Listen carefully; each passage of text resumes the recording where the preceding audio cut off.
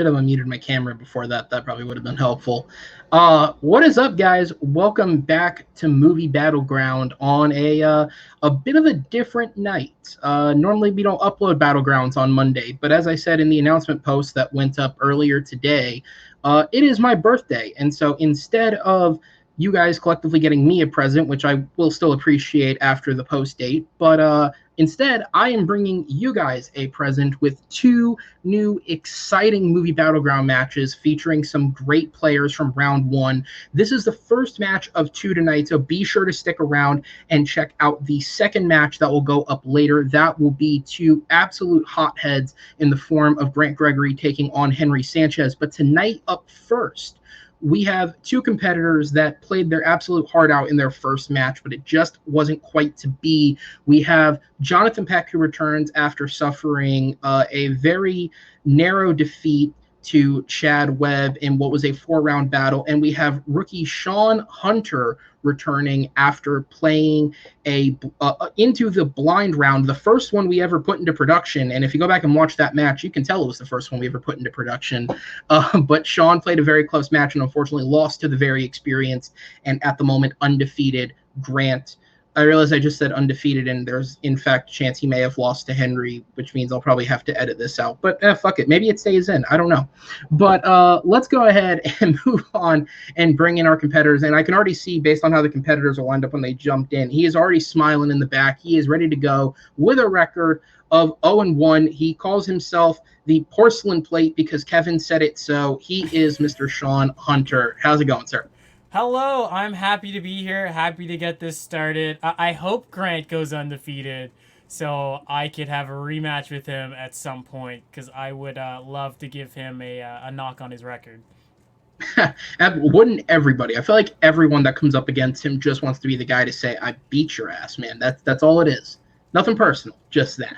How are you feeling tonight, Shaun? You're back for your second match. I feel like you learned a lot from that first match. You could even see it in the match when you were kind of taking stuff in as how the rounds were progressing and you fought back and got points. So how are you feeling taking all that into your second match now? Yeah, it was very interesting and I guess just like educational match for me. I'd never done one of these before. I learned a lot from Grant. I learned a lot from the judges and why they made their decisions, and I think I've also learned a bit from judging a couple of these matches as well. Yeah, absolutely. But I'm looking forward to having you back, man. I'm going to send you to the back for just a minute while I speak to and introduce his opponent, coming in with a record of 0-1. And he is sitting back there, cool, calm, and collected. It is Mr. Jonathan Peck. Welcome back to the Battleground, sir. How are you feeling? Very good, Aaron. Very good. If some of our audience doesn't know, the last time I was competing Movie Battleground, I did good in that last time I matched against Chad, and I came nearly close to making a tie along with it, and I just felt a little bit underwhelmed, a little disappointed myself, but I still put up a good game regardless. Hopefully this time I got more focus, I got more details of some of the questions I prepared to do for the night, and I got this yesterday, some special sunglasses. They're not just special sunglasses, the Pepsi sunglasses. Even though it says so right here, it's so dark you can't see it. And basically, I use that as sort of good luck. These are cheap, by the way. So basically, I'm going to use that as my confidence and use as my confidence booster. Absolutely. And yeah, I think the biggest takeaway from your match last time, as the observer watching these things myself, was I think after rounds 1 and 2 didn't quite go your way, you looked a little shaken there for a sec. But within the match, you were able to pick it back up, and you didn't let that shakiness you seemed to be feeling let it lead to a knockout. You were able to sell the points, and you got round 3. You made round 4 a very tough decision. So how do you take the momentum you built at the end of that match and bring it into this one to ride you the whole way through? I think I was just trying to try overanalyzing some of the questions. What I mean by overanalyzing, I was thinking sort of too much of what is the point of the goal of the question along with it. So I think what I learned from last time is to basically keep it more simple, straight, and narrow along with it. So I hope this time around, I hope I can learn that from my mistake. Absolutely. Well, either way, it's going to be a good one, guys, as I go ahead and bring Shaun back into this. And let's go ahead and get into the rules of Movie Battleground. For those who happen to be here who may have never seen a match, Movie Battleground is a best of 5 rounds. The first to 3 points wins. Each round is worth 1 point. If a competitor does happen to earn 3 points in a row, that is a win by knockout. And if by the end of our first 4 rounds we reach a 2-2 tie, we will have a blind round properly executed for those who played a very poorly done version of it last time. I promise we're all good in that department now. But that will happen, and we'll approach that if we get there. However, in the first 4 rounds of the debate, the competitors have been given questions. They have been given time to prep. It is worth noting, as I've said once or twice during these, they've been given more time to prep than last time, so hopefully that pays off for them. The debates will work in 4 stages. They will get 60 seconds to open their argument. That'll be followed by 2 minutes to expand their argument. Then we'll have a 4-minute open debate. This is where you go back and forth, trade blows, get as many points in as humanly possible, and that'll be followed by a 60-second closing argument to wrap up your entire discussion. Following each round, I will not be alone in making the decisions on these battles because, honestly, that'd be very difficult, and people want to see more than just my face. So I'm joined by 3 great people in the background. We're joined by JD Domas, Chad Webb, and Stacy is with us as well, coming back after making her first appearance recently. So she is with us, and they will come on screen. They will make the calls at the end of each round, and that will decide who the points go to. With that said, Jonathan, Shaun, are you guys ready to go? Let them fight. What he said. All right. Yeah, that's absolutely. We'll open the cages and let you guys fight. I should say I do not keep people in cages, nor does TMG endorse the keeping of people in cages. I feel like that should be obvious, but 2021 can get canceled for anything. I'm going to cover my ass there and just say we do not endorse that. But with that said, question number 1 is bringing us to the world of animation, and specifically a decade of animation that contained some really unique films. Disney, for the most part, was in a dark period during this time, and that led to a lot of other, whether it was animation studios or independent animators. One who will not be mentioned tonight that I will bring up is Don Bluth. If you look up his filmography, he made some of the best animated 80s films in the 80s. I think there's no doubt about that. Well, I just gave it away. The question is, what is the best animated film released within the 1980s? And we do have 2 great answers here tonight. Now, I am going to get ahead of one of these, as I've done in the past, and say that someone could attempt to say one of these might not count on technicalities. However, this was all discussed ahead of time beforehand, and anything that is given is accepted. So while you could try and argue technicalities, just be aware for the judges' sake that this was accepted for a reason and that it does hereby count as an animated film. With that said, Jonathan, as you were spun into the favorite slot based off our random wheel spins at the start of all of this fun game, you were the person who was selected as the favorite, and thus you have chosen to go first on questions 2 and 4, which means as I disappear and bring up the classic timer I found free online because the other one was hurting my internet at the moment, Shaun, you will be going first on this question. Time starts when you begin speaking. What is the best animated movie released in the 1980s? Best. Best of the most excellent, effective, or desirable type of quality. For my pick, I've picked Who Framed Roger Rabbit. This film is groundbreaking. Never has a film that's incorporated live action and animation looked like this. The effects, the animation, the interaction between animation and the live actors, live sets, it's impeccable. This film won a bunch of Oscars. Not only is it a massive achievement of animation and live action, it's also has amazing acting. It has a fantastic story that's easy for adults and kids to understand. And I would say to this day, no other live action / animated film has topped this one. All right, and that will be time on the argument. Jonathan, I move over to you. 1 minute on the clock when you begin speaking. Miyazaki is one of the greatest animation directors of all time. And in my opinion, one of his grand masterpieces that he does around that time when he's been there is My Neighborhood Totoro. is one of not only was one of his best movies, but is one of the best animated films over the last 35 years, or how many longer when it came out though. This movie is a beautiful movie, is well animated, and it's keeping more of a simple plot along with it. You basically have these two kids interacting with Totoro and basically getting them through adventures throughout majority of the film along with it. And the thing about this movie is like it doesn't have a legit like a real bad guy in this though. It's more of a curiosity and wonder wow factor along with it. And the credits are to do the Miyazaki and the animation team along with it who made this beautiful movie though. I'll explain more details before I get to the argument. So that will be my choice of My Hero Totoro. All right, we'll go ahead and move on to the 2-minute expansion period. Shaun, when you speak, time starts. My Neighbor Totoro. This isn't the best Studio Ghibli film that he's directed in the 80s.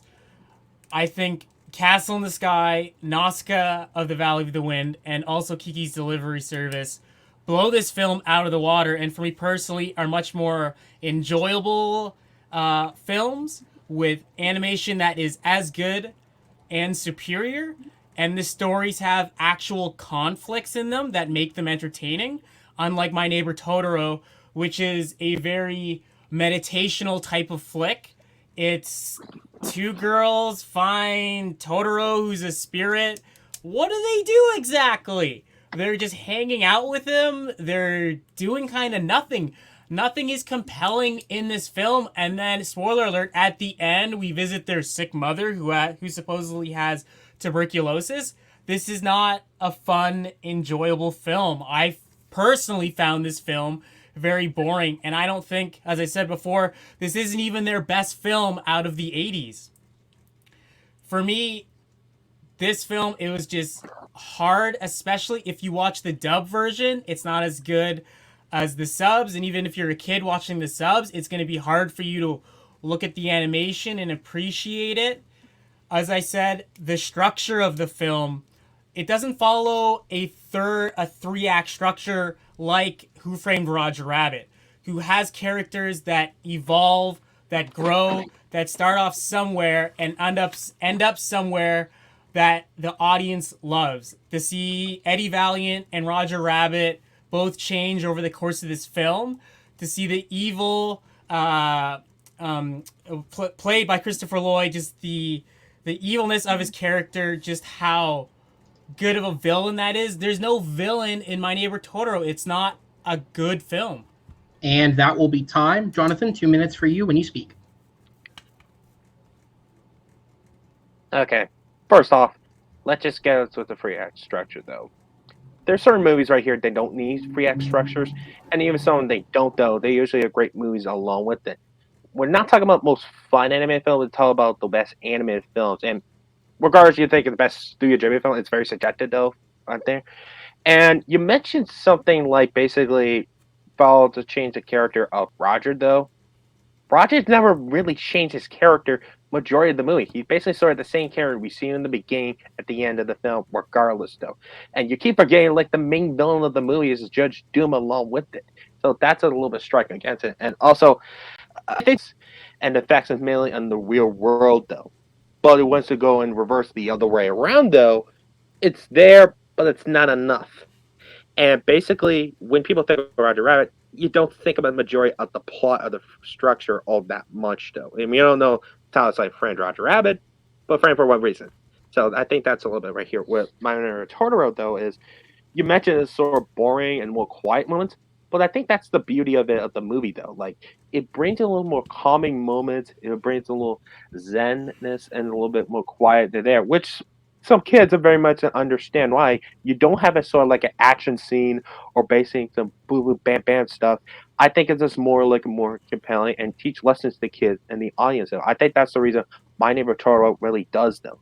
I think that's the reason my films stand the test of time a little bit more than maybe arguably with Roger Rabbit though, because I think that was just more some more growth along with it, and basically brings some more levity in the movie, which I feel like Roger Rabbit though is technically proud when it's time though, and it's some of it still is, but I don't feel like you don't remember half as much more of the character and story and half the plot.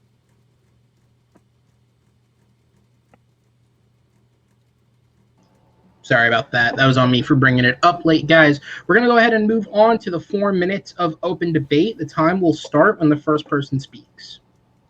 Okay. The live action part of Who Framed Roger Rabbit would be just it would be a good film even without the animation, because the plot of this film is essentially Chinatown, which is an amazing crime thriller film, and I found it very compelling. The live action stuff, what they're trying to do, how they're trying to destroy Toontown, what happened with Eddie Valiant's brother and how he died, and how Eddie feels about Toons. And I think you do see a change with Roger throughout the film, especially from him in the first scene in the movie compared to the end of the film, where he starts to come around, where I think him and Eddie kind of switch roles a little bit near the end.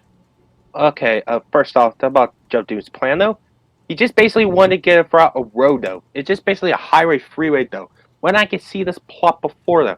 Yeah, basically other anime films, they are done with it, and other things that want control of land, though. Like, even if you take the animation stuff, we've seen that type of plot before, mainly on the roads type of it. So, the thing with Eddie that sometimes, sometimes you do feel bad with his brother's dead based on his safe, though. But I don't think it's a little bit more than half the time it's being like bullying and a little abusing Roger along with it, and still find some of it a little bit uncomfortable, half of it. And even with Roger, can be sometimes very annoying in some instances, even if they were trying to take him a bit seriously.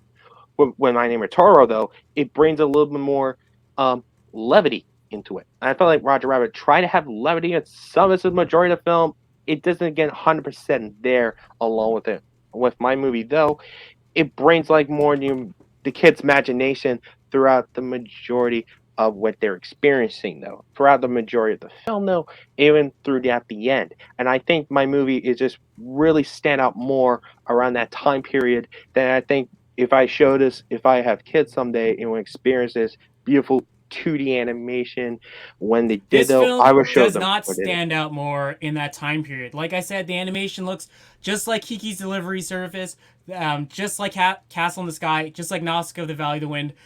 Who Framed Roger Rabbit, the legacy of that film is a certified classic. If you look at other films like Mary Poppins or even Space Jam, those animated characters don't interact with the objects and people in that world like they do in Who Framed Roger Rabbit. I watched an amazing video the other day by Corridor Crew on YouTube that broke down the amazing groundbreaking visuals of Who Framed Roger Rabbit. And also, if you look at the time, Who Framed Roger Rabbit earned 4 Academy Awards. Some of those were Best Visual Effects, Best Film Editing, and Best Art Direction. Not only did this film have the best animation, you remember it because it brought your favorite animated characters together. We saw Disney characters and Warner Brothers characters together on the screen. As a kid watching this, I couldn't believe it. Bugs Bunny and Mickey Mouse, Daffy Duck and Donald Duck competing against each other on the pianos. You see them like playing the pianos. You see them there in that room. You see penguins carrying around drinks and food to the other people in the club. They lived in this world. It had the best animation. Can I ask you another thing, though? Do you feel emotionally invested, and do you feel like having a real emotion about the main character with Eddie and Roger, though? Absolutely, I felt a huge investment with them, especially with Eddie Valiant not liking Toons at first because of the murder of his brother. As a kid, when Judge Doom was like melting cartoon shoes and other things in the ooze, in the acid, that terrified me. And to see Judge Doom at the end with his eyes just coming out of Christopher Lloyd's skull was terrifying. That is time on the clock. All right, we'll move on to our 1 minute closings. Shaun, you are back up first. Time starts when you begin speaking.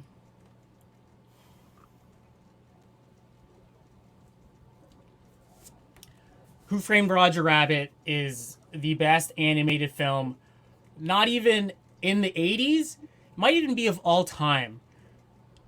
Just looking at the legacy and how many characters from different studios it brought together, how the animation style combined with the live action, looking at how much money it made at the box office, looking at the reception from critics and from the general audience, and looking at the awards it accumulated at the Academies. Not only was the animation good, the film, I think, had amazing characters with depth that went somewhere. I did not feel the same about My Neighbor Totoro. It felt very similar to other Studio Ghibli films. It's a girl, which is in a lot of other Studio Ghibli films. A girl's a protagonist, a young girl, and she's doing stuff with spirits, or she's doing a magical kind of thing. I've named that is kind of the plot of 5 or 6 different Studio Ghibli films. My Neighbor Totoro does not stand out. It is not even unique in Studio Ghibli. All right, Jonathan, you have the last say. 1 minute on the clock when you speak.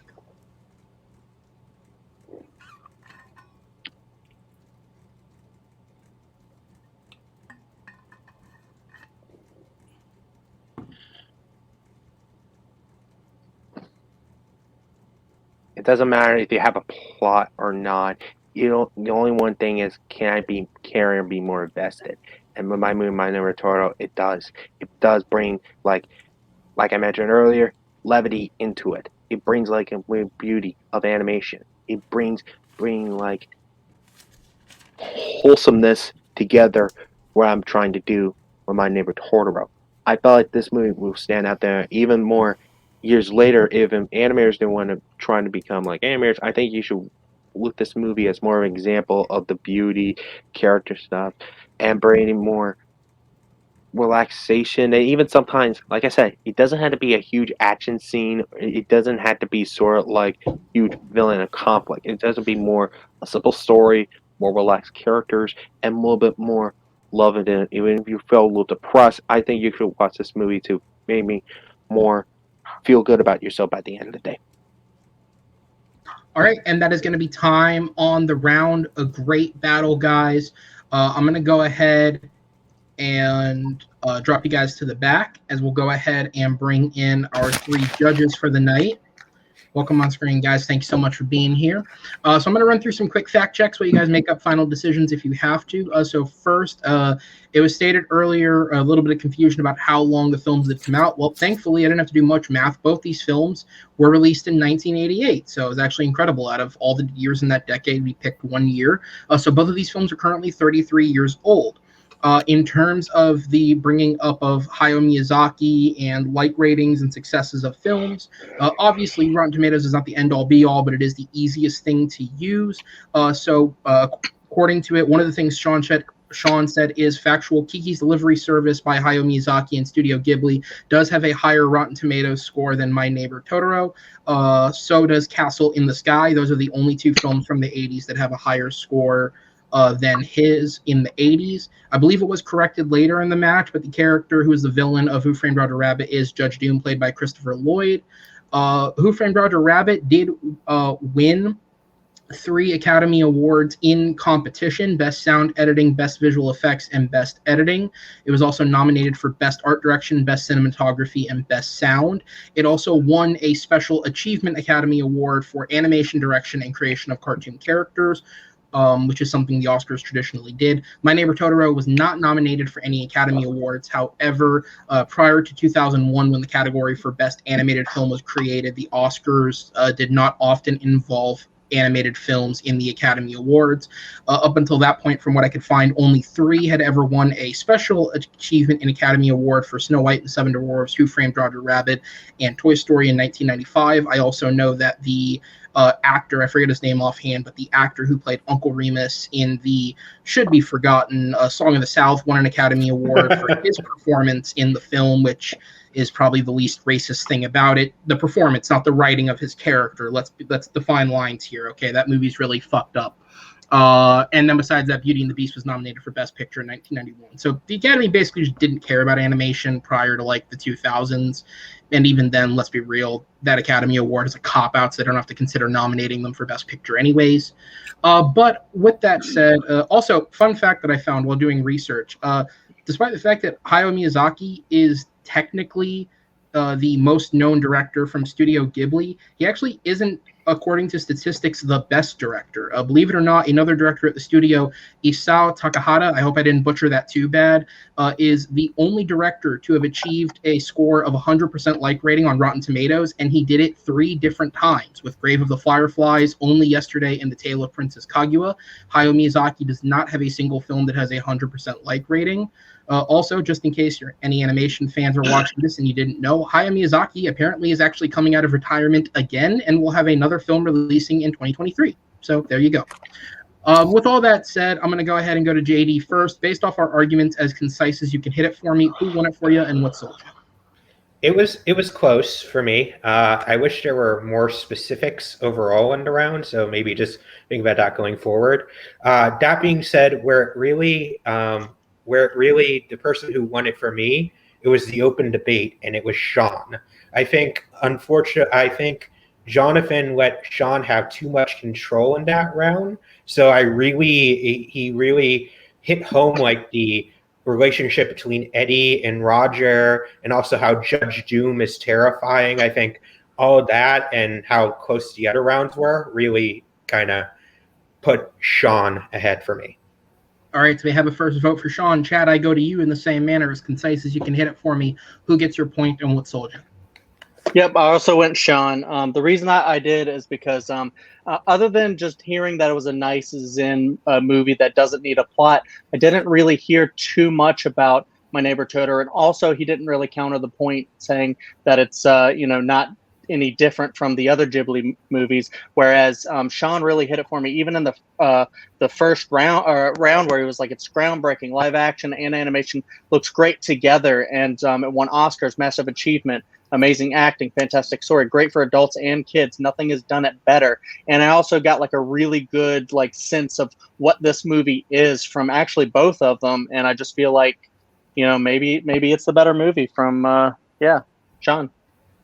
All right, guys. So with that, thank you so much, judges. I will go ahead and send you to the back. We will see you all next round. But Shaun will be getting our first point of the night as I bring back in our judges. And we are going to go ahead and move on to question number 2. And now we get to play the game of, we pre-recorded this. Does it go up on schedule, or does anything else horrific happen in between that stops it from going up? As you guys give me just a second. So yesterday, October 22nd, we had, I may have just fucked that up. I don't remember. Something's confusing. All right, never mind. I'm going to restart. I looked at the wrong match. Never mind. All right. So, 5. All right, guys. So, let's go ahead and get into round number 2. And for this one, at the end of the week, October 22nd, we have the much anticipated Denis Villeneuve film releasing, Dune. This is a film that many who know the book or many who love his films are very excited for, because nobody really thought it could get any grander than his previous films after taking the spectacle up from incredible dramas on a small scale to stepping it up with some action and Sicario to moving up to sci-fi epics. Nobody really thought it could get any bigger, and Dune is certainly bigger. I think everyone is pulling for him to succeed just on a financial note. I think we just all want him to finally have a real success here. But with that said, if Dune does succeed, it will get a sequel. That is what Warner Brothers has said. They have the investments ready to go. It's just, will it succeed? But he's got a lot of other films that he's done. So the question of that is, what Denis Villeneuve film deserves a sequel? Now, obviously, this is not counting Dune, as that might get a sequel. It's still in the wings. Let's be real. It's not out yet when we're recording this. And unless our friendly Canadian here has a ticket to TIFF to go see it, I don't think anyone here has seen it. So that'd be incredible if you did, though. I'd have to fly up there just to get in on that. That'd be incredible. But so with that, guys, we're going to go ahead and get into round number 2 as I go ahead and bring our timer back up. And Mr. Peck, you are up first on this one to open. So your time will start as soon as you begin speaking. I think the most likely out of his movies, besides Dune, I think most likely might deserve a sequel, in my opinion, though, is Arrival from 2016. Now, Arrival is a great movie, and it is not only a great film, it was just a great story, great acting from Amy Adams, and just a great overall story as a whole. And full disclaimer, I'm going to put some spoilers, so if you haven't seen the film, so I'm sorry, I have to tell you. But at the end of the movie, we seen like basically her daughter would pass away from cancer, and basically we saw mainly flashbacks of the film. It take place after the alien encounter. Is basically the daughter was basically not only Amy Adams' character, but the Jeremy Renner's character along with it. And what I'm pitching here is I want to sort of like the aftermath after her daughter died, and basically sort of reflect on how she do with it. I'll explain more details when we And get to time. the argument. You're good. All right. And yeah, if it's not known, well, let's be real. The last film that he released was in 2017. Both of these films were considered for Academies. I think they actually both won Academy Awards. So let's be real, guys. There are going to be spoilers if any potential pitches are given. It is what it is. With that said, Shaun, a minute on the clock for you when you start speaking. What is the best Denis Villeneuve film that deserves a sequel? Deserves a sequel. Blade Runner 2049 is a fantastic, amazing, world-exploring film. Blade Runner opened the doors. Blade Runner 2049 opened the doors even further. We got to see more of the world, more of the character, more of that story expanded upon. This film, like the first film, was a box office failure. This masterpiece of sci-fi was a box office failure, and just like the first one, I think that's why it deserves a sequel, because not enough people went out to see it, but the people that did loved it. They love the acting in it. They love Roger Deakins' cinematography in it. They love the direction. It was an amazing film that I want to explore that world in again. And that'll be time. Jonathan, back to you for 2 minutes when you speak. You mentioned it box office bomb. It is box office bomb. You want to try and get a sequel? Might want to wait like 30 years for it. And I think around that time that people would have kind of long and forgotten about it. And also the major difference between my film and his film, my movie actually did make money, did very well in the box office. So people, let's be honest, both films won an Oscar, with great acting along with it. So I just want to get that branch out of the way. When I'm pitching for a sequel to Arrival is, I think I want to see like the aftermath of why it is aftermath of her losing her daughter and sort of resulting of a potential drift between her and Jeremy Renner's character. And basically, what I'm pitching is the aliens come back, and it's sort of reflective of what happened though. It's sort of pseudo reflective of the sort of experiences what happened in the first movie, many flashback happened parts. But I wanted to sort of like make like in sort of like what I could have done differently, what I could have done like as a better mother, or should I say parent though, along with it. So the thing with Blade Runner is basically let's ask the sort of the common movie-going audience, and let's just say no experience on sci-fi. You sort of already know that Blade Runner is. It is sort of known. They name the character of Blade Runner along with it, though.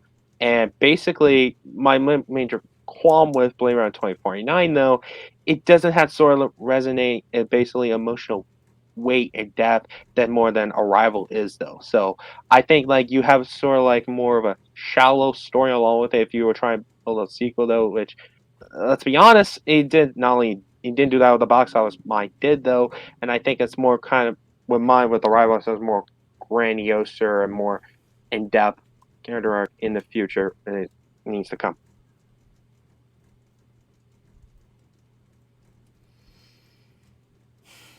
Arrival is a pretentious sci-fi film, and the sequel to Arrival, we kind of see that during Arrival. We see what happens in the future. We know that she falls in love and has a child with Jeremy Renner's character. We know that child has an incurable disease and will die. We saw the sequel for this film in that film, and his pitch about the aliens coming back, they're just coming back to be reflective. I that doesn't sound like a very interesting film for me.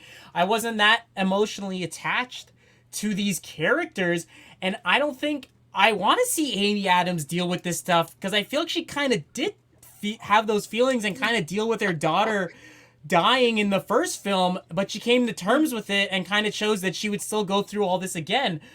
For me, Blade Runner 2049 deserves a sequel because, again, it's such a rich film with things that happen that I want to continue to see the resolution or conclusion, continuation to those things.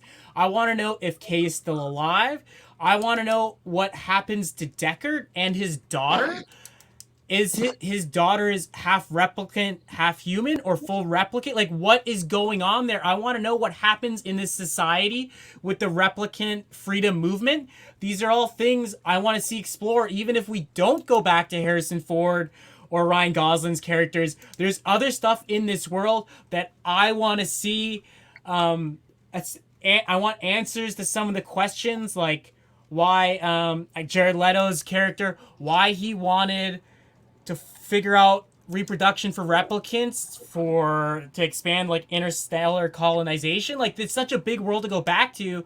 Again, the visuals and the cinematography were so amazing. I want to see that continue. Blade Runner 2049, like it's the first film, is just a timeless masterpiece. All right, and that'll be time. We're going to go to the open 4 minutes. Time starts when the first person speaks. You mentioned something about your movie, then I think you kind of shot yourself in the foot by saying this. If you take like Deckard and Kay out of the film, though, I don't think you wouldn't call us a sort of a sequel to Blade Runner or even 2049 in general, though. It's just like basically you will kind of make an own sci-fi film, but you don't have a majority of the main character. And speaking like the ending of Blade Runner 2049, I felt like we got the resolution at the end, though, with basically Deckard with his daughter. I think we got a resolution with Kay, though, near the end, though, regardless if he's still alive or not, though. I felt like we got a resolution at the end of the film with Blade Runner 2049. I think like that's the reason I personally don't want to see a sequel to Blade Runner 2049, because it resolved everything, majority those characters along with it. We did resolve what's going on around that time for the last 30 years throughout this one and the first one along with it. With Arrival, though, it will sort of bring you, yes, she did move on along with it. But what I'm trying to explain it to you is like, and then to slowly come back, though, she thinks to hear voices in her head. Basically, not only sort of flashbacks, but both voices in her head to understand something else. When I mentioned about the aliens coming back, it's coming back throughout your head. I feel like they plan to do something altruistic. What I'm trying to do is basically sort of make little, and in sci-fi terms, evolving along with the alien For species. me, I would love to see Kay and Deckard's stories continue in a sequel. But again, there have been other animated sequels. There is a animated show coming, I think it's to Adult Swim or Netflix, that is in the world of Blade Runner. There was also an animated, I don't know if it was a film or some sort of spin-off called Blade Runner Blackout 2022, which expanded and went into the world. Like, it's such a vast world with endless possibilities and interesting characters and scenarios, and I don't think we have resolutions. Well, Like you here's said, the thing. Here's the Kay- thing with you. You just mentioned those right here, and that proves my point. That we don't need a sequel to 2049, though. I felt like I mentioned earlier, we got resolution with Kay and Deckard. You mentioned the shows you're talking about, and that negates the point of having the sequel to 2049, though. You have a bigger world, but I want to see the world of Arrival, though. What if it's sort of like having sort of like doubts along with it? Think she officially moves on for her daughter. No one wants But to is see she- a film about Amy Adams that deals with all that stuff that will happen to her at the end of the film, especially when you're going to lose the tropiness, the big trope that's in the first film of a nonlinear timeline. We've seen that. What is this sequel going to be?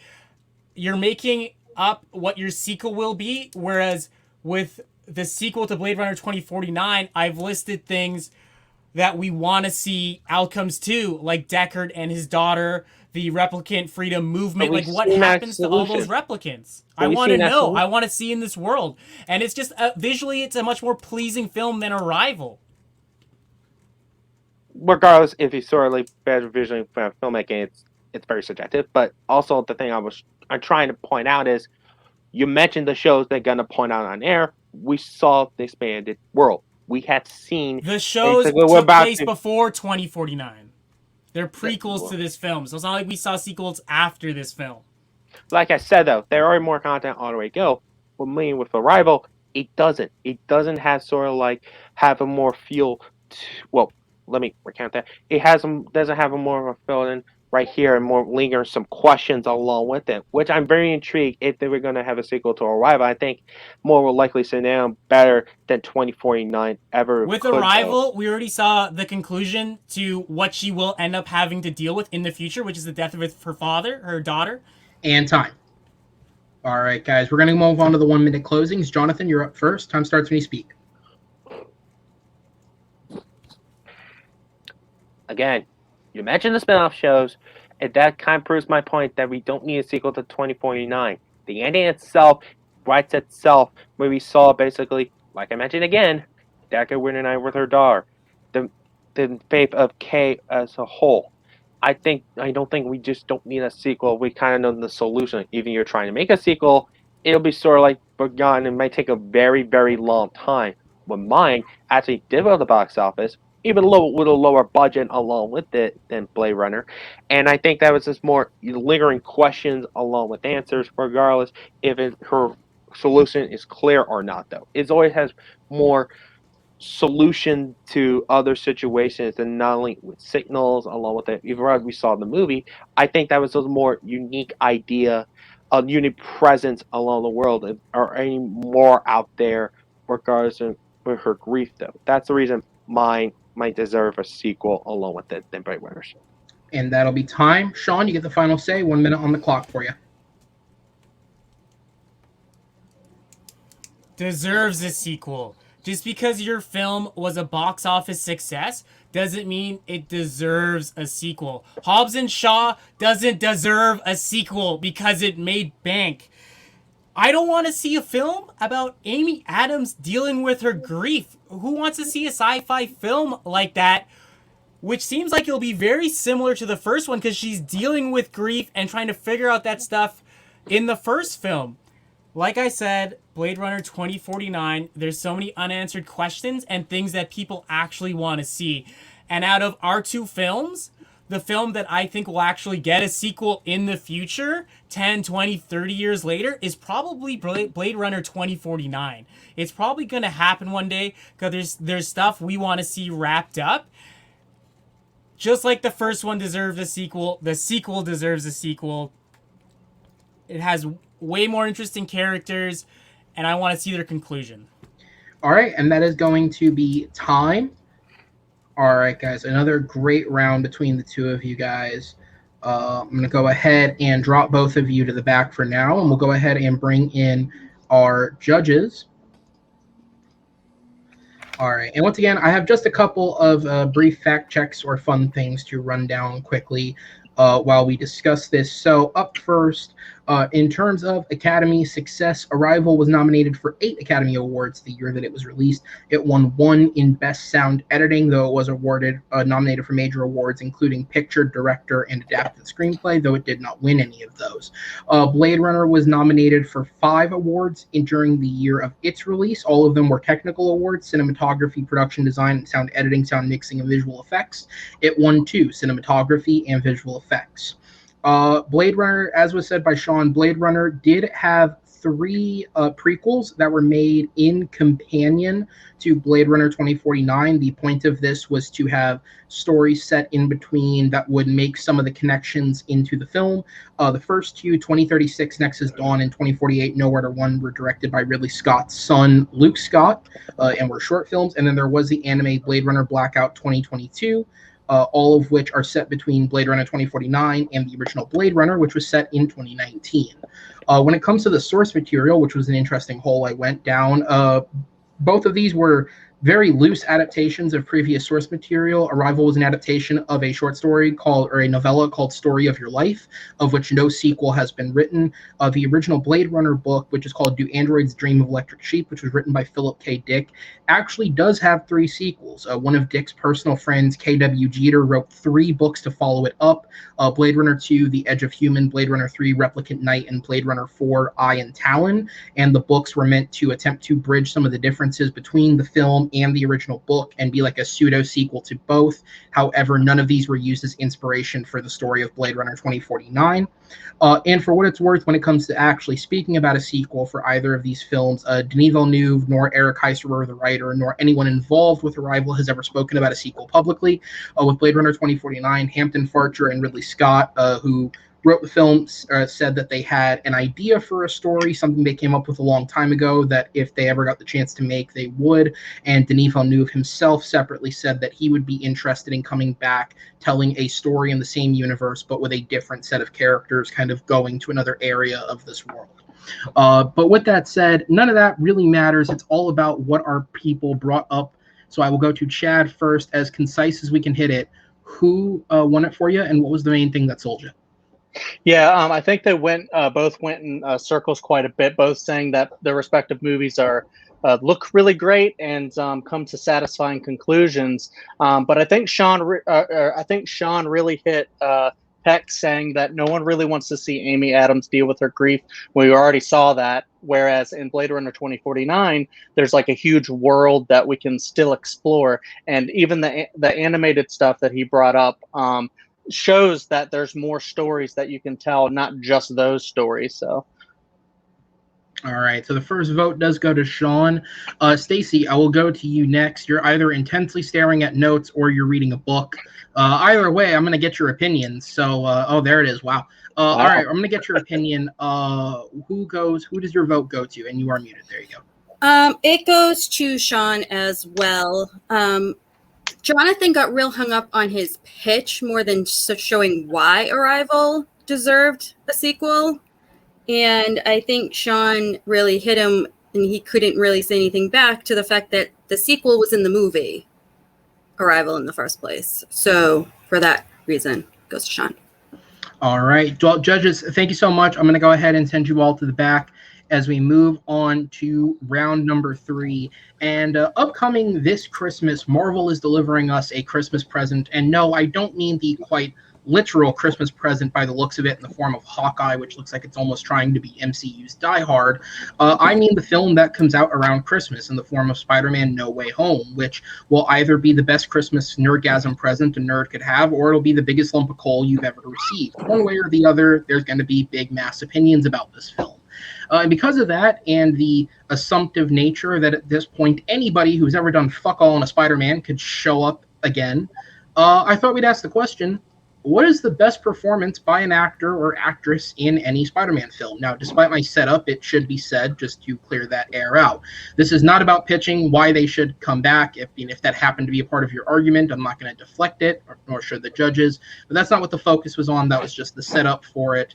This is simply about the performances that the actor gave during their time in the Spider-Man films. Now, with that said, Shaun, you are up first on this question. So I'm going to bring the timer back up. I'm going to disappear, and you will have a minute when you start speaking.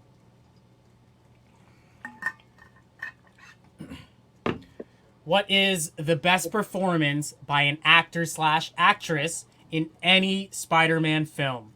When you think about actors totally embodying their characters, their comic book counterparts, Hugh Jackman, Robert Downey Jr. And my pick for this question, J.K. Simmons.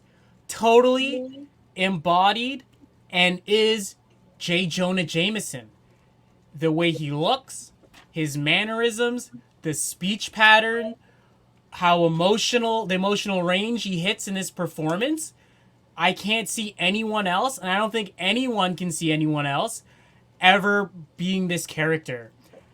And if you just look at the performance he gives in all 3, I guess now 4 Spider-Man films, and how entertaining and how he's just absorbed into that role. It's like watching a character from the comics jump out. And time. All right, Jonathan, 1 minute on the clock when you speak. Spider-Man, along with Batman, has arguably one of the greatest villains rogue galleries of all comics and film, though. But the one is not only sort of the best villain throughout the franchise, but also sort of the best performance of any Spider-Man film. And for me, in my opinion, and it's not even close, I put Alfred Molina as Dr. Octopus, Dr. Octavius in Spider-Man 2. And the reason why I picked his performance specifically because he's sort of the first villain, and throughout any film along with it, you kind of feel sorry for and you kind of feel bad along with it, because when we saw in the beginning of the movie, we first introduced him, he's a common, well, great man. He is well married. He is a well respected scientist. And you see it throughout the film. You'll let sort of his hubris control him throughout the movie along with it. I'll explain more details when we get to the main armor. So that would be my choice of Alpha Molina's performance in Spider-Man 2. All right, we'll go ahead and move it on then. Shaun, 2 minutes on the clock for you. If you go by villain, I feel like Vulture comes pretty close to having similar stakes and emotional depth as Otto Octavius. I don't think Alfred Molina, I don't think he blows that performance, that role, out of the water. I could see many other actors like Gary Oldman or Ralph Fiennes or even like Benicio del Toro doing that role of Doc Ock. I don't really see Alfred Molina as that character. I almost called him J. Jonah Jameson. J.K. Simmons puts everything in that role. It is just a masterpiece of acting, especially when you look at the depth of his performance. Alfred Molina, he's a loving father, and then he's evil Dr. Octopus. If you look at J.K. Simmons, he's constantly berating his staff.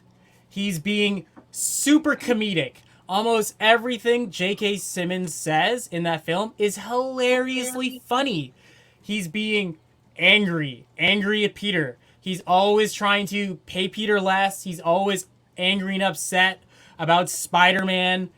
And then if you look at the scene where Green Goblin attacks J. Jonah Jameson's office, has J.K. Simmons by the throat, you see that emotional depth of that performance. You see J.K. Simmons not answering Green Goblin's question, which was, who was the photographer that took the pictures of Spider-Man? He doesn't rat out Peter Parker, because at his core, J. Jonah Jameson, he cares. He is a good person, and he wouldn't tell Green Goblin to take Peter Parker away. No. So even though he's a grump, he's mean, he berates everyone, you see this emotional depth and just variety in the performance from J.K. Simmons. All right, and that is time. Jonathan, back to you for 2 minutes. The thing with Dr. Otto Octavius is he isn't once a great man. A great man, basically, by we see in Spider-Man 2, when he has started the arms or starts trying his experiment, his own ego and hubris not only malfunctions of his arms, but the killing of his wife along with it. When we get to see in the hospital scene along with it, where they try to get the arms off of him, the arms in the back right here, it just during like after he killed all the surgeons, he screams in emotion, basically telling no along with it. You just felt like little ants along with it. But during his hangout, he keeps contemplating like, I'm a good man along with it. And basically, you feel a little angst and anger along with it. And you just feel a little deepness along with it. He didn't see himself as really a real villain, but what makes some of the great villains a little bit too scary along with it. He will make you legit, like, fear for him, but also, like, kind of feel sympathetic along with it. With J. Jonah Jameson, though, when I look through the question along with it, it's like, say, by any film. I don't know which one you're referring to. Let's be honest there. You would think J. Jonah Jameson or J.K. Simmons were very good in that role. He always felt like a character along with it throughout the three Sam Raimi Spider-Man films every time he goes there. Yelling, berating his employee, Parker, Spider-Man, all that stuff. And that's pretty much it. You just never have sort of more of a three-dimensional character, more depth to that. With Dr. Octavius, mine has really had great depths. My grace and depths, not by the actor performance. This character could have gone very easy, kind of on caricatures like, I want to take over the world. With my character, he does not want to take over the world. He's just trying to finish his experiment right here. His own hubris, it caused him, the people around him along with it. And you take a great actor to pull that off, where I feel a little bit too cartoony, and that's the reason Apolonius' performance does that along with it. All right, and that is going to be time. We're going to go ahead and move on to the open debate round. 4 minutes on the clock when the first person speaks. No one's arguing Alfred Molina does a bad performance. It's a good performance, but it's not the best performance in any Spider-Man film. I'm talking about J.K. Simmons, and if you want to narrow it down, we'll go with the first Spider-Man film, when he nails such an emotional spectrum of a character, which Otto Octavius doesn't. I feel like some of Otto's depth is by his arms. His arms do a lot of the acting for him, especially in the hospital scene that you referred to. The arms are almost more menacing than Alfred Molina. When you look at The Amazing Spider-Man and Amazing Spider-Man 2, they didn't even think about putting J. Jonah Jameson in those movies because they would have to recast the character. They wouldn't even recast the character because J.K. Simmons was so good as that character. There was even a fan petition to bring him back, and he did come back in the MCU. His performances has way more depth than Alfred Molina. Look, what I'm trying to point out here with Alfred Molina's performance is, you understand this character, like I mentioned earlier, this character based on the comics is basically like a goofball character, and it put in the wrong actor in the wrong hands, though, they kind of got to not be taken seriously, or at least could have been sort of like a one-dimensional villain right off the bat. With his performance, though, he's not a guy who wants to take over the world. He's not the one doing that at all. He just wanted to finish an experiment, and he's just trying to let his hubris blinds him of not only his humanity, but not only people around him. And even one point contemplated to kill Peter Parker throughout the end of the movie, and Peter's trying to convince him that, like, when once a great man told me so along with it. That was also him. And you mentioned the arms earlier. If you look at the behind the scenes in that film, some of it are real, and some of them are CGI along with it. It's going to take a great actor to acting in those roles and be more commanding along with it. I think his performance as a whole shows in the gravitas into that in the performance as Doc Ock. J. Jonah Jameson for me, though, let's be honest, every film progresses, or even outside the films, even some voiceover cameos and even animated series along with it as J. Jonah Jameson. We kind of heard that with some of the stuff he said, but random people started to get very, very repetitive, and sometimes it just felt a little drawn out some instances, though. And even one to try to, if at least, we never seen a real true emotion little arc right here, though. The only closer we had is just maybe sort of his son in Spider-Man 2, where it puts Mary Jane. But they never really sort of explored that. He never sort of explored some of the emotion. Doc Ock is not a goofball character in the comics, especially when you get to Superior Spider-Man. He is part of the Sinister Six. He's a real badass villain. He's not a goofball. And I feel like Alfred Molina didn't do as good of a job bringing that character from the page as J.K. Simmons did. You mentioned along with that was an after the movies came out. They sort of realized they take that character, not take them out of some of the goofball tendencies. Even without that, though, I think we still have more of the same. You mentioned on Superior Spider-Man along with it, more of the thought go right here. I don't think you wouldn't have that, though. It didn't have smart and intellect of the performance of Alfred Molina, though. I don't think Alfred Molina did anything to change Marvel Comics and how they wrote Superior Spider-Man. If you look at Jonah Jameson, these are some long names we're saying. If we look at him in the comics, his character is very one note and one beat, with a couple emotional points, but they're spread out so far apart. Whereas in his performance, especially in Spider-Man 1, you see him hit all those notes. He's berating. He's so funny. Just when he's trying to name Dr. Rock in the second film, when he says Doctor Strange, his banter with Betty Brant is hilarious. All right, so Shaun, you were going to close for us first. You have one last minute on the clock. Time starts when you speak.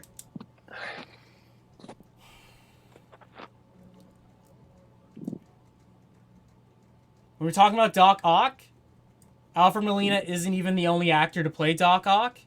Catherine Hahn played Doc Ock in Into the Spider-Verse, and that was a really good Doc Ock. That was such a good Doc Ock. A lot of people want to see her play a live-action version of Doc Ock. But with J. Jonah Jameson, we only want to see J.K. Simmons. Alfred Molina, I feel like, didn't define that character. He didn't define that role. Like I said earlier, many other actors could have played Dr. Octopus.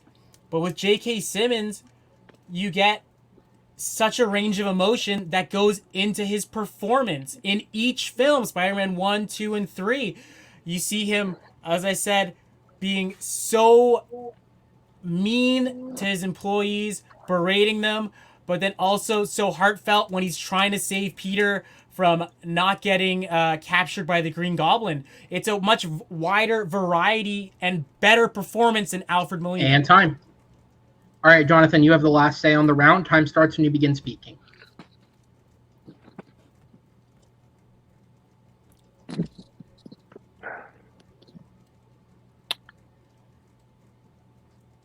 Like I said 1,000 times, and I'm going to add something along with the Alfred Molina's performance along with it. His hubris really sort of his downfall make other villains though. I don't think without his performance though, not only you mentioned about the superior Spider-Man along with it, but we couldn't get in future films along with it, outside of Marvel comics in general, or future Marvel films in general, we couldn't get villains with more depth and more angst along with it. We couldn't get the level of acclaim it has a Heath Ledger's Joker without the performance that Alfred Molina had as Doc Ock in Spider-Man 2 though. With J. Jonah Jameson, it's just a variety of characters just shouting. It's a bit of a one-note character. It doesn't result too much, though.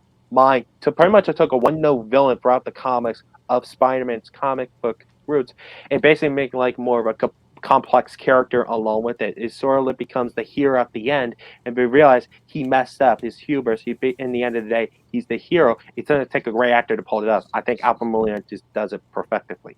And time. All right, guys, another great battle. I'm going to go ahead and send you both to the back as I go ahead and bring in our judges. Not as much to fact check or mention from this round. Somebody check their mic, please. All right, not as much to mention or fact check from this round.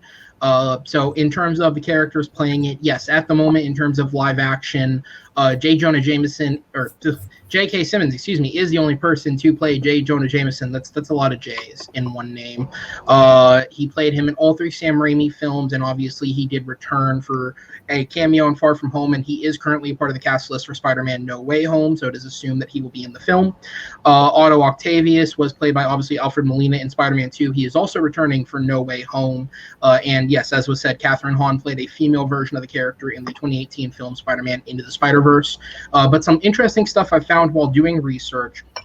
Apparently, in the abandoned James Cameron script, which was written in the 90s, in which some influences were later put into Raimi's. That is where the natural web shooters concept actually came from, was Cameron's script, not Raimi. In James Cameron's script, J. Jonah Jameson was to be depicted as a TV executive instead of the editor-in-chief at the Daily Bugle. However, the strong dislike of Spider-Man and using his network in an attempt to defame him instead of the Daily Bugle was kept. So honestly, that was kind of picked back up for the MCU a little bit. However, it has been publicly stated that Cameron wanted R. Lee Ermey, most known for his role in Full Metal Jacket, to take on the role, which would have been an interesting take. And for what it's worth, I could never find anything official, but I do know that there was a very actively reported rumor back around the time of the Amazing Spider-Man films that Sony's top choice for the role, if they were to bring it to screen in a third film, was Ice Cube. However, unlike other reported castings like Shailene Woodley as Mary Jane, no one was ever actually cast and brought to set for the character, so anything that may be out there is all still conjecture and rumor. There is no, this person was cast and then cut from the film for whatever reason, but that is the top rumored one that I could find. But with that said, we'll go ahead and get into it. Stacy, I go to you first. Who gets your vote for this round and what sold you on it? This was definitely the hardest one, I think. They both made a lot of good points. I think in the end, Jonathan sold me on the gravitas that Alfred Molina brings and the depth he brought to the character. And we don't know for sure we wouldn't get the sympathetic villains, but we don't know that we wouldn't. We don't know either way. So it was a good point because maybe we wouldn't have them without Doc Ock. So Jonathan gets the point for me. All right, so we have the first vote of this round going to Jonathan. JD, I move over to you. Who gets your vote and why, as concise as you can hit it? So I'm going to go actually a little differently. I'm going to give my vote to Shaun. It came down to 2 things for me. Number one, I think Jonathan portrayed why Doc Ock was a compelling villain. I didn't really hear why he was the best performance in any Spider-Man film. I thought Shaun actually made that argument really well. The other kind of I also kind of disagree with the we don't know. I think actually Shaun countered the fact that it was always in the writing that Doc Ock was a compelling character. It was always in the writing in the comics as back far as the the 60 or earlier, and that I think that was a good counter to it was always there, and so we that was a good counter. So it was those two things that really made me go to Shaun. All right, so that's one vote either way. Chad, I go to you. Who gets your vote for this round, and what sold you on it? Yeah, I actually went with Peck this round. And the reason I did was because, he really painted the picture of a villain you feel sorry for, but you fear also. And I just feel like, he really sold more of the emotional depth. I feel like Shaun said a lot of, you see emotional depth with Jameson, but he didn't really sell that for me. And then also Peck did throw in there that like there's not much to Jameson's character. Like they don't even flesh his character out that much. So there's not much for J.K. Simmons to work with, despite being a great actor. And also the fact that, like, as Shaun was saying, that like, oh, it's more of the arms that you see is more of the cool stuff. But then I feel like Peck did a really great point saying that, Alfred had to come in with the acting to match the arm, the intensity of the arm. So. All right, guys, thank you so much. I'm going to go ahead and send you guys to the back as I bring on our competitors. And we move on to question number 4, the last one in the regulation round. And Hollywood biopics, specifically on musicians, are a thing that have been around for a very long time. I mean, we just recently, in the last couple of months, had Respect come out, which was Jennifer Hudson starring as Aretha Franklin, which, from everything I heard, it was the type of film in which she might get nominated, but nothing else probably should. And that probably sounds about right. But music biopics are a thing. They range in all sorts of weird places, from very traditional music biopics like Something with Respect, to the really, really weird ones. Like, I think the Gary Oldman one was Sid and Nancy.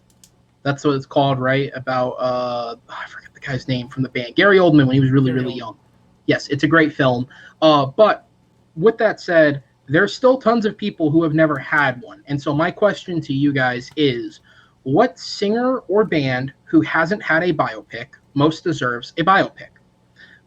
So we are getting into some music here on Movie Battleground, ladies and gentlemen. This is going to be a fun one. Mr. Peck, you opted to go first on this question, so that will be granted to you.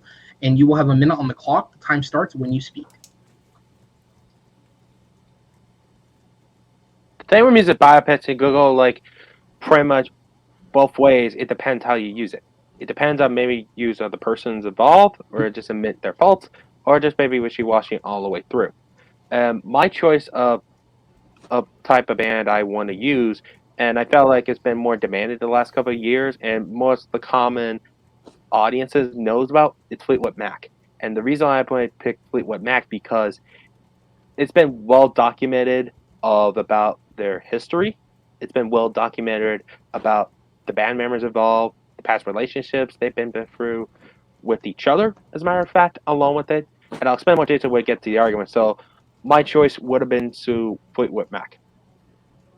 All right, so he's going to acquiesce the rest of his time, I assume? Yes, I concede. Gotcha. All right, Shaun, 1 minute for you when you speak. What singer / band who hasn't had a biopic most deserves a biopic? For my pick, I'm picking one of the greatest rock bands ever. Greatest rock / rap band, which is Linkin Park. Linkin Park, their debut album came out in 2000. It is one of the few rock albums that has come out after the 2000s that has received the diamond status. They're such a monumental, generational band. They redefined music, a culture, and a generation. This biopic will follow how they started, the journey they went through with their fame, and how the death of their lead singer affected them and what happened to them in the end. This is a full, complete story with a band that's still in our mind, the common audience. And that is going to be time. Mr. Peck, 2 minutes on the clock for you when you speak. Okay, my thing with Linkin Park is they're a very excellent band, and I also enjoyed their music.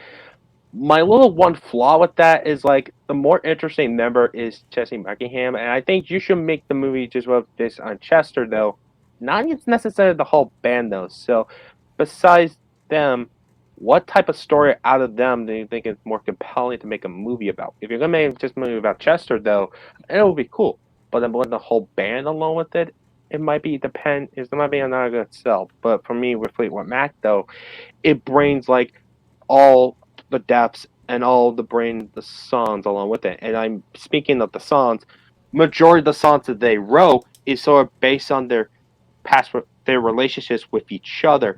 And I'm very curious. One of the few of the music biopics they didn't do is what is sort of the song and the writing process, how to make those songs where they are.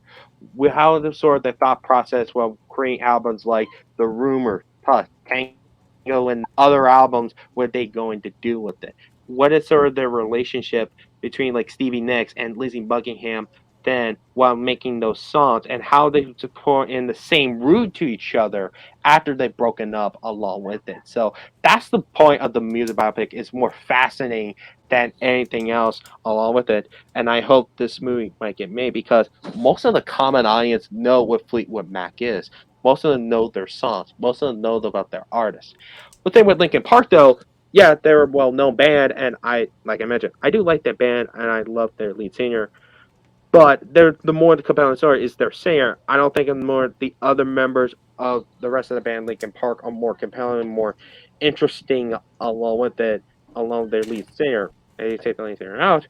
What is the other story of their band they went with it? With Fleetwood Mac. With mine though, it's more compelling and more situational things they can do with it, even after their first breakup. And time. Yeah.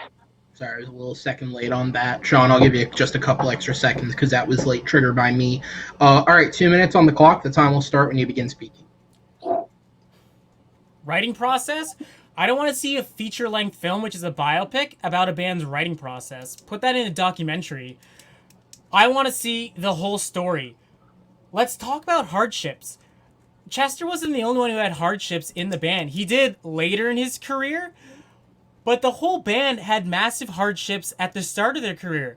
No one wanted them to make music. A rap rock group with 2 Asians in it and 4 white. Like, no, this didn't match anything that was already established. Studios and producers tried to change their style of music, tried to change their looks. I feel like each person in this band, Mike Shinoda, Chester Bennington, Joseph Hahn, Phoenix, Dave, and Brad, they're all unique individuals with great backstories that would lead into this biopic. And I want to know about all of them coming together and saying no to those producers. We're going to make the music we want to make. No, I'm not going to wear a cowboy hat. That's what Mike Shinoda said. I'm not going to wear a cowboy hat. That is stupid. Mr. Hahn said, I'm not going to wear a lab coat.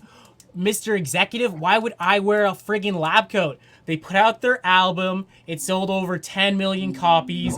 Their sophomore album sold over 1 million. Their remix album went 1 million. They did stuff with Jay-Z. You could see them, how they started at, especially with Chester, at rock bottom, because he wasn't an original member of that band.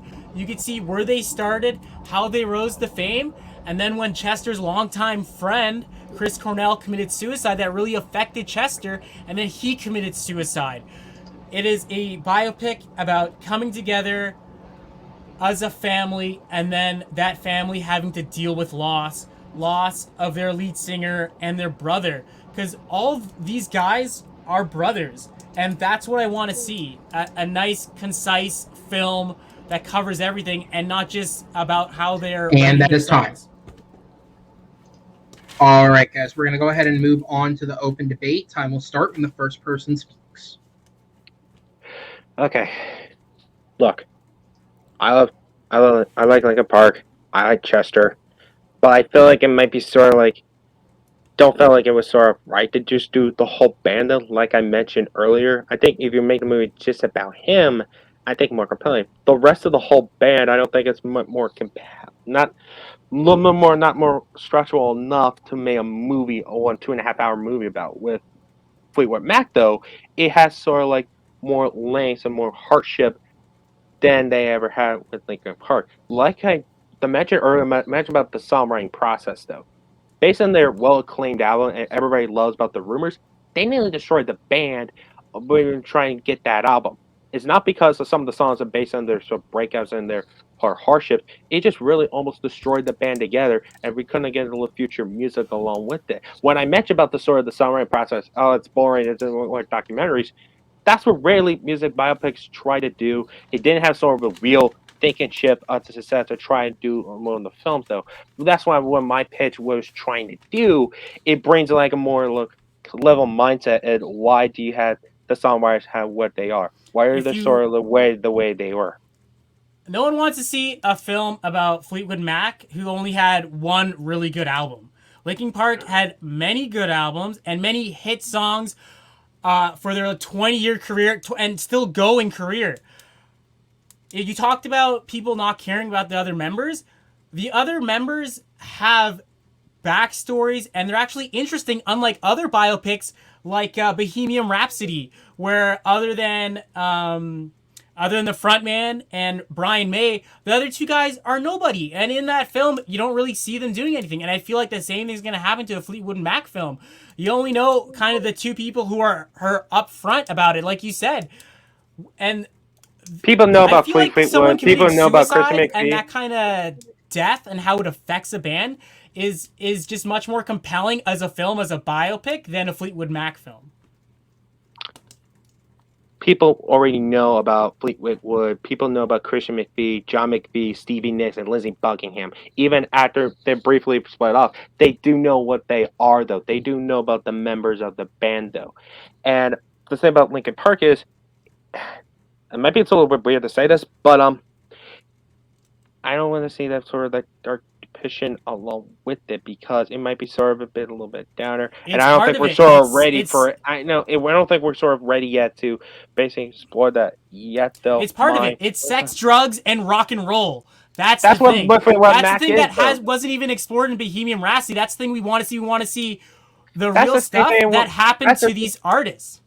That's the same thing what happened with Mac though, with the sex, drugs, and rock and roll though. That's the reason they had the strife what they did with the band. That's the reason they had to have a lot of turmoil, break up a couple more times, and the many affairs they had within the band. A breakup isn't the same as someone committing suicide, and you can't even have your band after that because your band was a family. And talking about the other members, Mike Shinoda is just as well known and probably even more popular than Chester Bennington because he came out with a superb rap album called Fort Minor, that was his rapper ego, and it was an amazing album. Joseph Hahn, also as a DJ, as an artist, also did many other things with the Executioners and other artists and bands. Like all of these guys have. They're well known. It's not just about Chester, it's about everyone. Everyone is an artist in that group.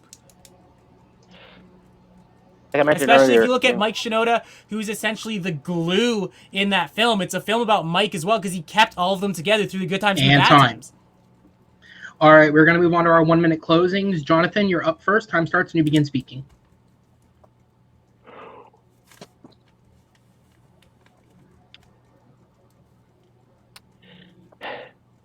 Again, you mentioned some of the things that it has right here.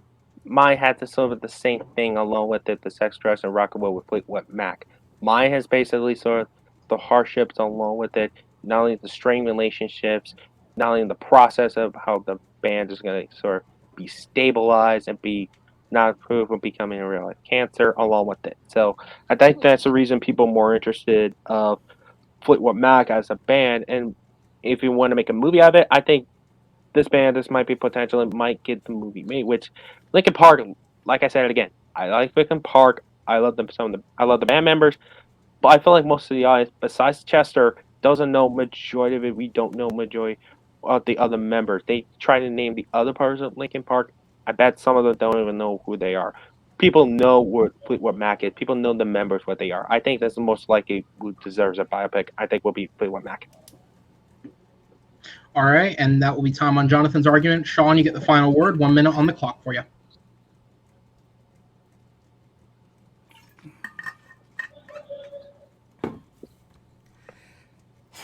Let's face it, people don't know everyone in Fleetwood Mac either.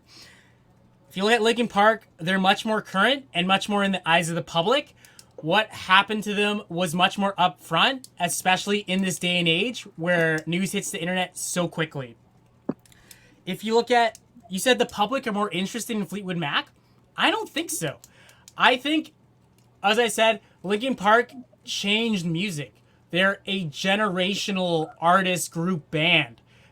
Things weren't the same after them. And for interest, people were more interested in Linkin Park. They sold way more albums. Fact check me. They sold way more albums than Fleetwood Mac did, okay? So the interest level is definitely there and way beyond a Fleetwood Mac film. And as I said before, my film just covers the whole story of the band. And I want to see that tragedy in the end of that film. That's what makes biopics great. And that is time. All right, guys, another great fight. That is going to be the end of that one. I'm going to go ahead and send you guys to the back, and we'll go ahead and bring on our 3 judges. All right, so I will, if you would like me to. I would need a moment because that came at the end, but I can fact check sales for fun, but I don't have that number quite yet because that was real quick. But in terms of other things about the band, for what it's worth, Fleetwood Mac over the years since their formation have had 1, 2, 3, 4, 5, 6, 7, 8, 9, 10, 11, 12, 13, 14, 15, 16, 17, 18 members. Also, this is just a fun fact. It's not really anything. The band, I believe, if I'm correct, the band Fleetwood Mac is named after Mick Fleetwood and John McVie, which would mean the 2 people that are most known from the band, Lindsey Buckingham and Stevie Nicks, are neither the namesake nor the original members. Again, that shouldn't affect the arguments at all. It's just more of an interesting fact with the band, like how much those 2 dominated while they were there. And for what it's worth, Nicks is still there. In terms of official breakups, while they may have had slight hiatuses over the years, Fleetwood Mac were officially together from 1967 through to 1995. They broke up for 2 years, reunited in 1997, and have continued playing in some form up until recently. For Linkin Park, they united originally in 1996. They officially became Linkin Park, the band, in 2000. Prior to the release of their first album, they went through a couple of name changes. They were a band all the way through to 2017 with the passing of Chester Bennington, at which point they took a 3-year hiatus. However, it was announced last year that the surviving members of the band have come back together and began producing new music, although there is no word on when that will release. It's just something we know they are doing. Also, just in case anybody doesn't know the story that was mentioned, as obviously the build up to the film would lead in the 3rd act, you'd assume the 3rd act death of Chester Bennington. So in case anybody doesn't actually know what that is, Chester Bennington, who was one of the lead vocalists of Linkin Park, was found dead at 9 a.m. on July 20th, 2017. He was found dead as suicide by hanging, though he left no actual suicide note, so there is no, I guess, official quote-unquote confirmation as to why he chose to do it. It is highly believed that the suicide was a mix of as was said, the passing of his close friend Chris Cornell, who committed suicide 2 months earlier. It is also worth noting that the day he committed suicide would have been Cornell's birthday. It is also believed that the reception of the band's most previous album, One More Light, played into his current mental state, as the album was not well liked by fans of the band because it was the most sonically different album than they had ever made, venturing much more into pop and rap sounds, including a song that has a feature from both Pusha T and British rapper Stormzy. So it's a very different album from anything they had ever made. For what it's worth, I like that song. I think it's a cool, unique thing. It shows that Mike Shinoda can hang with actual rappers. He's not just the guy that can rap with Linkin Park. But for what it's worth, that did happen. The other thing with that is, as a lot of people often believe with Hollywood deaths, they often believe drugs were involved. It was confirmed afterwards that there were no drugs in his system outside of a light trace of alcohol. All they found in his room was a half-empty bottle of alcohol, so at least it was not drug-induced to an extent. But with that said, we're going to move past that. And of course, rest in peace to him. And of course, to his family. I hope they are doing well in the years since.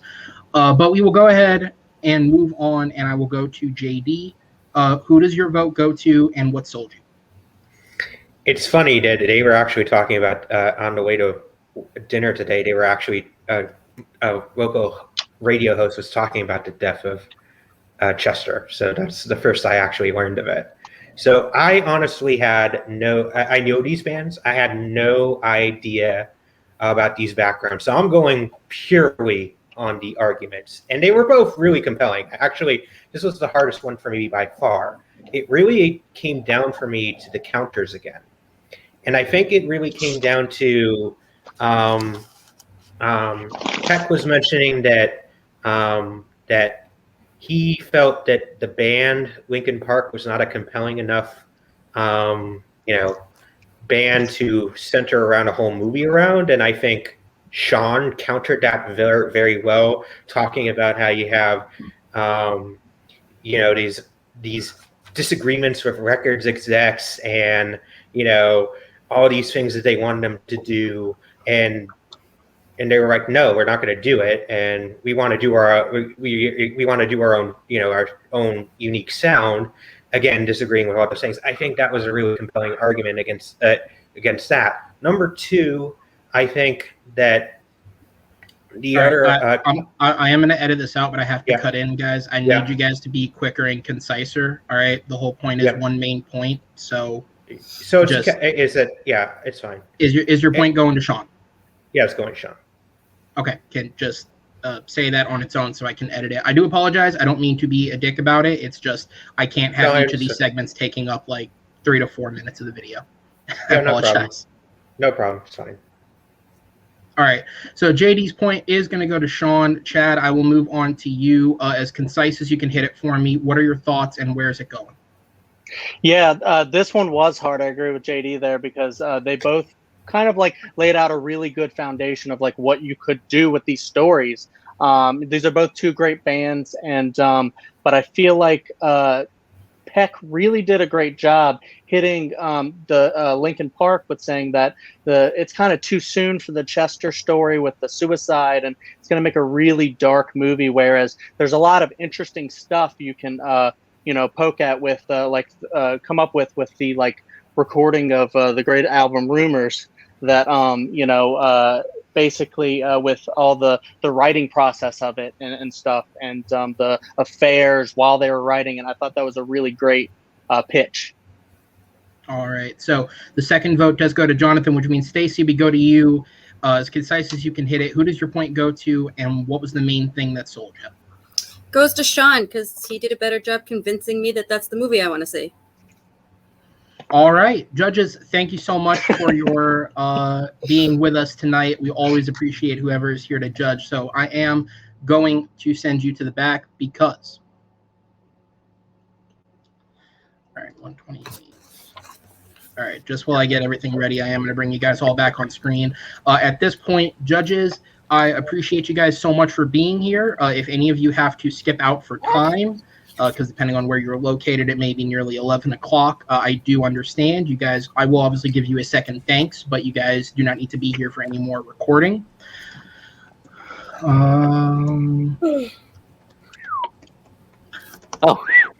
I do appreciate you guys. Also, before I do lose you, Stacy, if this is something you've liked doing the 2 times, would you want to be added to the group to be like in the know of what matches are happening? Yeah, sure. It's been fun. Okay. So I'll explain it to you normally how it works, because I know last time it was last minute and this time I just had them ask you. So the way that it normally works is I will stick the match in there. I won't, as you didn't know with this one, I never tell them who they're playing. But what I'll put in there is the date and time that it's happening. Usually it's only a max of 3 judges, but I'll put how many people I need. And then I will put the list of people who are ineligible. The only time you will ever be ineligible, because you're currently not a competitor, is like with Chad. Chad already said straight up that you know everything he's going to do. Yep. So for the sake of fairness, I will make you ineligible for that. But otherwise, as long as you're not, and you can, if like a competitor asks for help, that's absolutely fine as long as I know about it. So I make sure you're not there. Yep. But other than that, you'll never be blocked off from anyone because you're not playing. So there's no reason for fairness to not bring you in. Okay. Sounds good. All right. So let me go ahead and. Hey, Aaron, I know you didn't find this in one of your fact checks on the Spider-Man villain thing. There is one alternative casting choice of James Cameron Spider-Man would have been interested to put up in your fact checks. Arnold was actually rumored to be in James Cameron Spider-Man's Doc Ock, though. Yeah, just want to put that out there. Oh, okay. Yeah, I what I was looking at for Jay Jonah, that fact came up in, so that's why I had it. It did not come up for me with Doc Ock when I was looking it up, but that's interesting to know. That's really weird, actually. That sounds like wrong. I hope Ice Cube comes out of a portal in the next Spider-Man film as J. Jonah Jameson. That is ridiculous casting. I remember hearing that years ago, and my first thought was, that would be incredible. And then my second thought was, wait, Sony produced the Jump Street films. No wonder they fucking thought of them. Like, well, that's the first thing I thought too was the Jump Street films when he said like, they make the Jump Street films, so they have him in that role basically already. So it's like, yeah, no wonder they thought about that. I was very intrigued by the John Malkovich Vulture kind of pitch that they were going for Spider-Man 4. That was that almost happened. Like that's like. John Malkovich's Vulture. I mean, Michael Keaton is really great. I actually think he's one of the best villains we've had so far. But still, I really want to see that John Malkovich Vulture. What about what people's thoughts on Bruce Campbell's Mysterio? So, for the sake of getting the match done, I am going to interrupt. As I said with my 3 judges, JD, Chad, Stacy, thank you guys for being here. If any of you do need to drop at any point while we're finishing up, you can. If you'd like to stay and talk afterwards, that's absolutely fine too. If you want to hang around, often sometimes the competitors like to ask for opinions they didn't get to hear or specifics on stuff. So if you have anything you'd like to share and you have the time, either way is cool with me, but you guys will be in the back for the remainder of the recording. So thank you to all of you. And Jonathan, I will send you back as well. All right, so.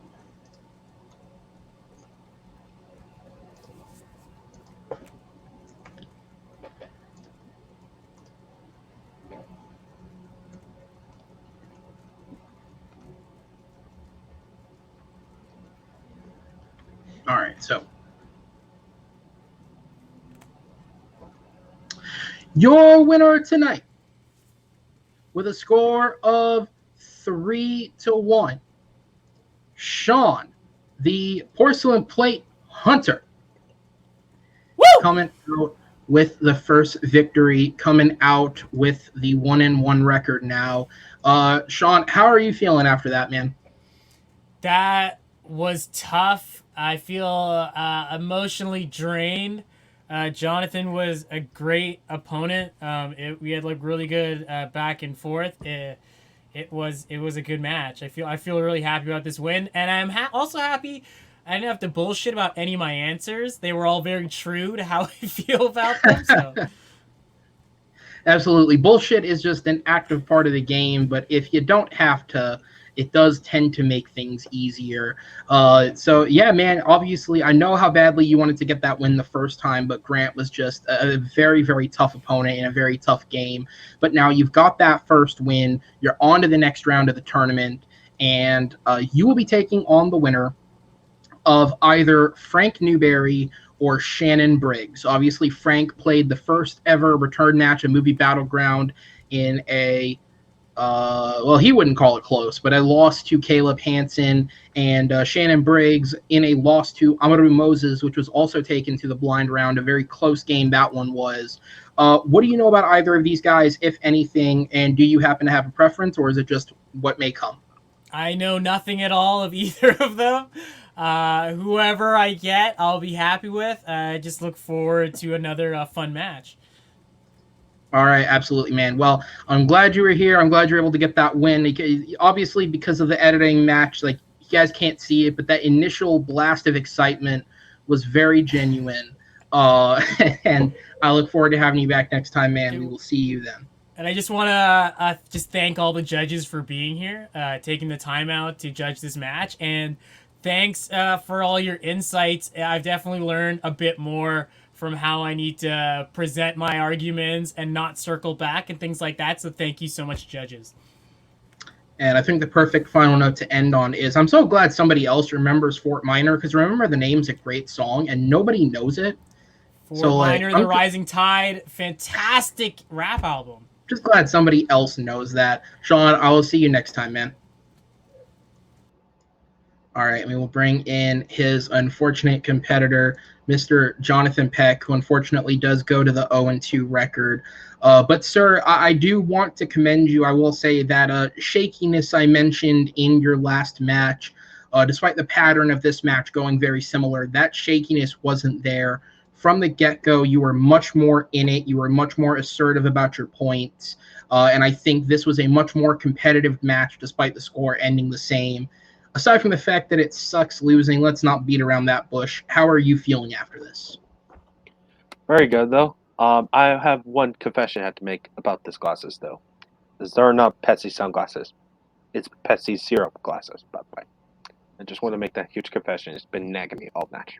So I want to apologize on that one. It's been sitting with him all match. He's been lying to us the whole time. But no, so how are you feeling? Obviously, with the 0-2, that does unfortunately mean you are out of the tournament for the time being. But obviously, once this is all over, anybody who wants back in is back in. So I guess my question to you is, are you back in? I am back in, but this time I need to be focused a lot. Just really a lot. I need to maybe I could sort of like been trying to be remember I mentioned like earlier this match I have a sort of nickname. I'm not gonna reveal that yet until I'm in one of my first Movie Battleground match. So basically I'm just gonna leave it with that. And also I was gonna say I just want to congratulations to Shaun. He did an excellent job beating me along with it. And I just want to make it clear I love Linkin Park along with it. So I really thought it was their music. Even might be sort of a I think saying this, I actually like their Transformers songs within the movies though. They're entertaining. So they're better than Michael Bay, so sure. I hope I could come back. If you find me a match as possible, I hope this time I have way more time with it this time around than I could. So I hope 0-2. It's not the end of the world. I'm using sort of a football analogy. If you start 0-2, doesn't mean your season is over. You could likely rebound from that at a bit of an 0-2 start. So I hope I'm doing the same thing with me. Absolutely, man. My MO is I will never kick anybody out of this league. God forbid if we have somebody who ends up like Medee was before, where he was like 1-8 or some ridiculous record. I'll still let somebody play. It's all for fun, man. I hope you don't go 0-8. I wouldn't wish that on anybody, but no. I will wish you. I will never go. Don't jinx me, put me, and I will never go 0-17. No. No. That'd be really difficult. That mean I'm making good time on scheduling to go 0-17. Let's be real. That'll take more than one element. But Jonathan, you are a great sport. No one can ever say that about you. I appreciate you for being here, and you will certainly be back when this is all over. I look forward to that then, good sir. See ya. Yeah, and I'll be back along with it. All right, guys. And so with that, that is the end of just the first of two great matches tonight. Again, stick around. We have a follow-up match after this between Grant Greggory and Henry Sanchez. And if you want to watch a match that I will have to have police stand by for two different countries for, it's going to be that match. So please tune back in just a little bit. But this was a great one here today. Shaun and Jonathan both really brought it. You could see that it worked out because obviously there is some level of luck to this, how the questions get picked, where they may fall for certain competitors. But the one thing that I liked is you could see in all four questions there was a level of passion each of these guys brought to it, which is what we want to have. And it was a great fight to behold. And it will be Shaun that moves on to the next round of the tournament. Looking very good right now performance-wise for whoever he may take on next. And we will see that match in the near future. But first, again, tune back in just a little bit for the follow-up match. On behalf of everyone here at Movie Battleground, I want to thank my competitors, Shaun and Jonathan. I want to thank my three judges, JD, Chad, and Stacy. You guys were great for being here tonight. And we'll see you next time on the Movie Battleground. Take care.